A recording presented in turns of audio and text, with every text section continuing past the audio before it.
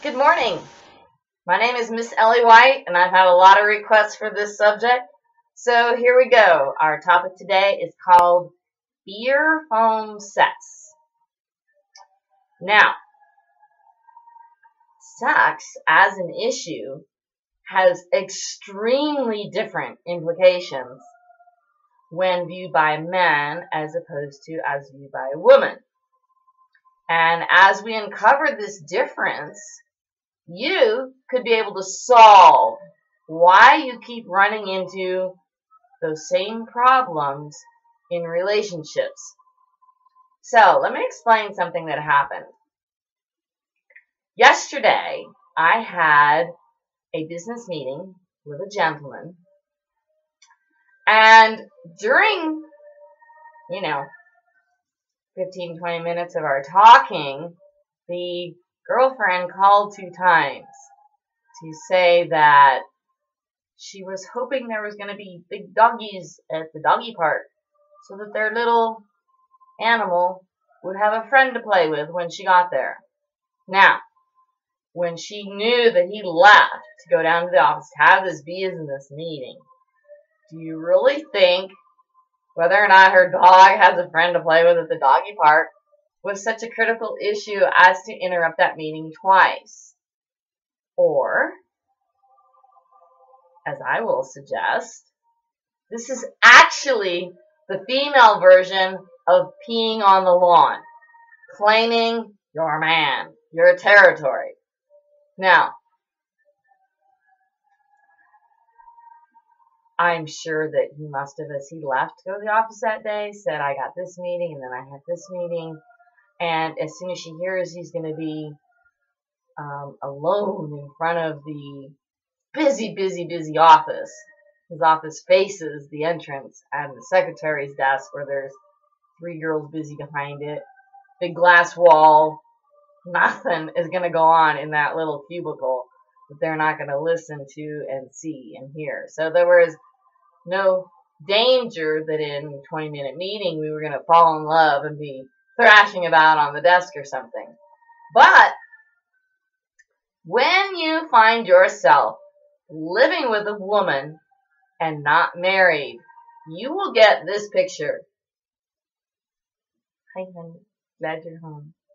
And all these cute little endearments and faces and stuff. Because she's laying down the battle plan to get you, marry you, convince you that I'm not going to be the witch that you divorced the last 2 times. So, the man's thinking, I go home, warm and fuzzy bed, cute lady to lay next to, and the woman is like, what's my next move? And it's not really her fault. It's just, when you don't do things the way they're supposed to be, it invokes certain responses from the female, or the partner, or the trash can, as she feels that she's being used in this situation. Because we are meant by God to meet an individual. Think about the, early 50s, okay, or even in the 40s, late 40s, we'll say. And a man would see a lady at church or at the grocery store or, walking down the street and would inquire about the person and maybe get to know her father or her brother and develop some kind of communication to see how they act, how they speak, what are their values, and if those values are compatible. And if they were, then they would say, wow, I notice you have a very honorable and special daughter. I wonder if I might, introduce us, and I'll go and say hello. Then, after interaction with the male family members, to see about the compatibility of values and how they operate, and if there's any, personality conflicts or belief system blocks that can't be surmounted. None of those exist. Then they pursue to the next course to say, let me say hi to so-and-so. Now, I remember as a very young girl, a gentleman approaching my father and saying, whoa, you got these, dozens of pretty gals in your household, and I really like the oldest one. Would you give me your permission to court this person, get to know this person? Maybe I could come over Sunday after church and, just have a little chit chat with you all. And my father invited the man to dinner, and he came and talked. And then he said, "Whoa, I'm a TV repairman, and I can fix that little thing that's going on your TV."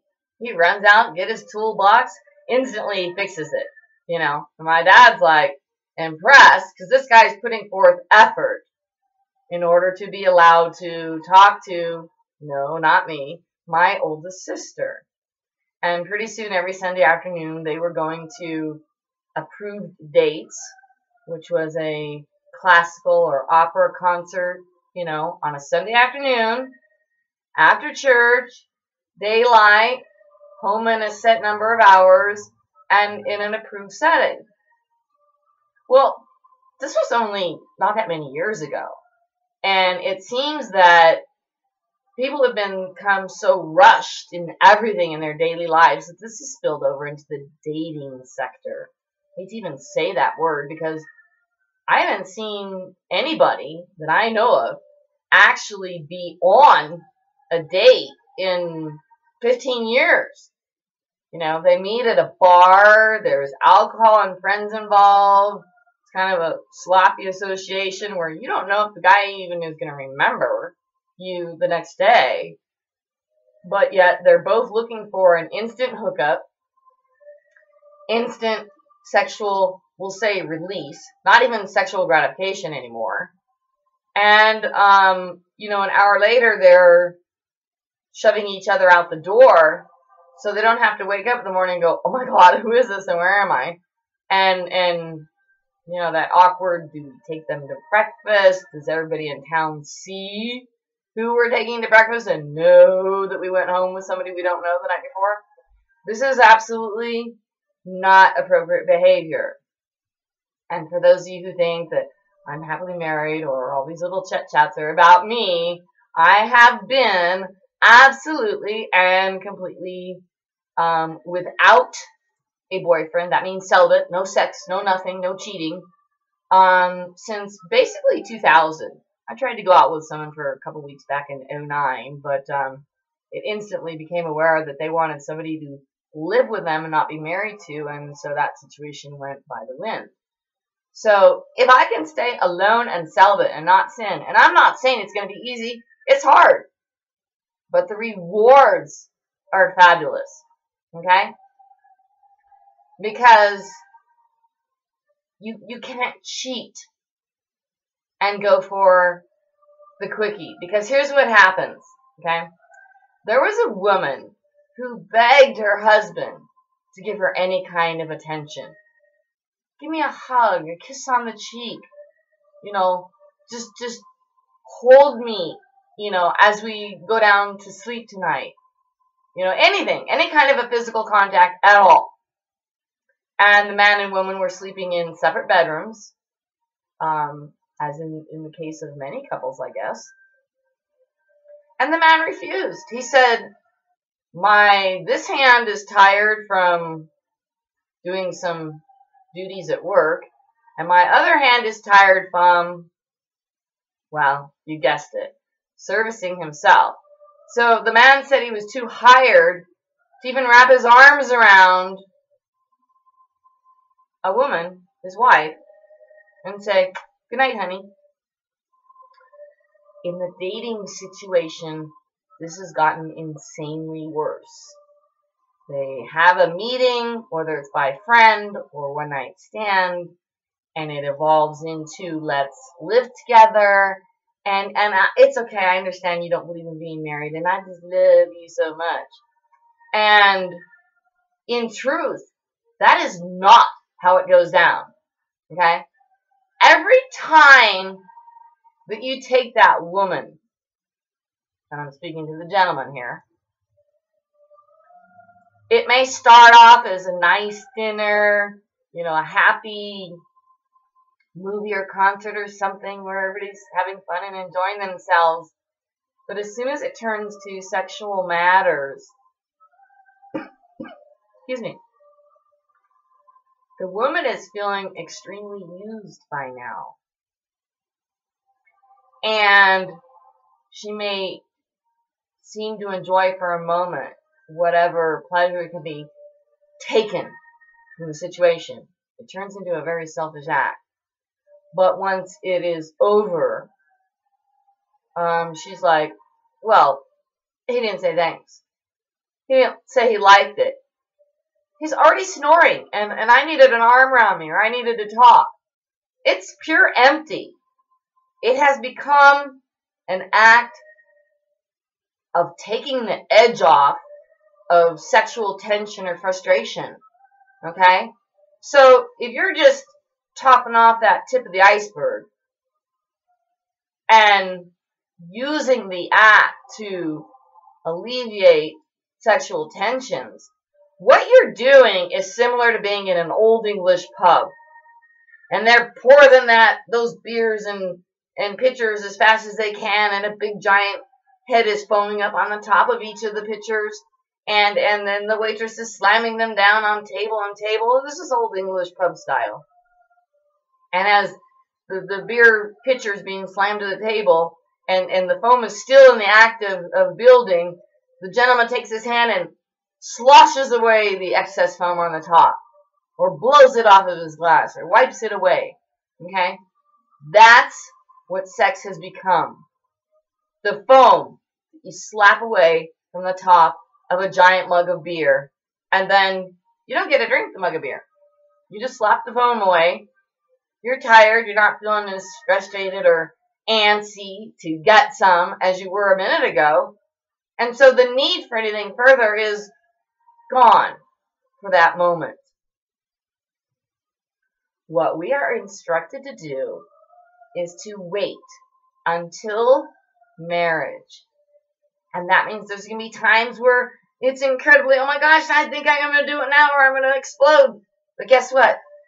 There is no such thing as terminal hornies.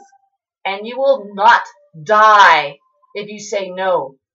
I'm walking away from this. I'm going to go home now. I'm going to say goodbye. This was a fabulous evening. I'm looking forward to another date. I'm looking forward to the blessings that will flow and overflow my cup by doing things the way that God intended them to. Now, I know a couple that lived together and appeared to be happy and blissful and wonderful for 20 years. At the 20th year, the guy says, you know what? We really are getting along this long. So let's go ahead and we'll start planning a marriage. And 2 years from this June, we're going to get married. The plans went great. The wedding happened great. And almost the second they were married, a bitter feud and fighting and awful accusations and this evil envy and hatred and biting each other's head off commenced almost instantly. Why? Because every time the guy fell asleep, didn't talk to her, didn't hold her, there was this, I gave you everything and you have nothing left. For me, I just needed to, tell you that, I went to 4 stores today and I still couldn't find the dog's favorite food. Small things, but each time there's sex without marriage, in the woman's head, this hatred, resentments, and bitterness is growing. And it's smoldering. And it's growing. And it's smoldering some more. It's like lava coming to the surface. And at the moment of marriage, it all breaks forth. And the man is like, where did that come from? We've been getting along so great. This marriage just ruins everything. No, it's not the marriage. Once you have sex without being married, you have put a little bit of a little bit of leaven in a giant sack of flour. And you leave it there and you come back, and it's all this giant rising, bubbling dough. Because leaven spreads, and so does the bitterness in the woman. Once you've contaminated the relationship, you can't go back. You can't start scooping the leaven out and separating it from the dough and making it go back to flour and yeast. It doesn't happen. So, if your first two marriages spoiled, it's probably because you had sex before you got married. And so that woman that you're living with, and it's been 5 years, gone past the marriage divorce mark, we're still getting along, you might be, but that giant cauldron of lava is bubbling. And you will, at some point or later, get the repercussions from that. So, God wants us to meet someone, you know, and like in the old days, you would kind of chit-chat and talk and see each other around town for a couple of years and then go into a dating relationship. You'd pick the woman out and you'd say, next Friday, I would like to take you to dinner. I'll pick you up at 7 o'clock. No, make it 6:30. And we'll have this awesome dinner. We'll go see this movie afterward. It goes from, 8:30 to 10. And I'll have you back home by 10:30.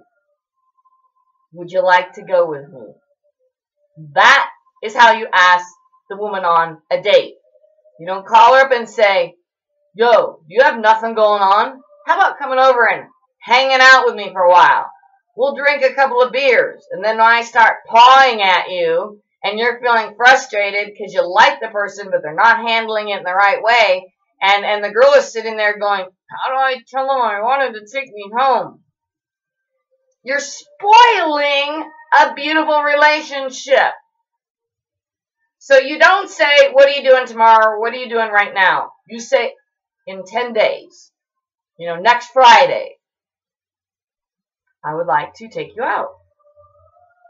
And my suggestion is to go to this place for dinner and, we can go over here and take a little walk by the seashore maybe, and I'll have you back by, 10:30.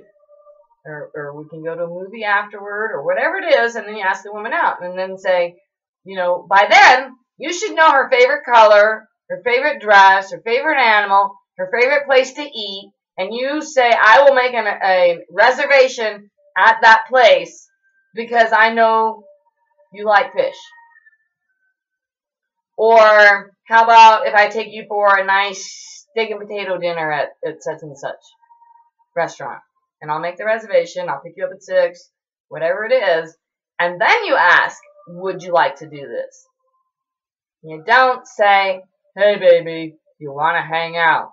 You think you could come over and have a beer with a guy like me? Trust me, I've heard that one, and it's over the second you say it. Now the girl might say something nice to say, well,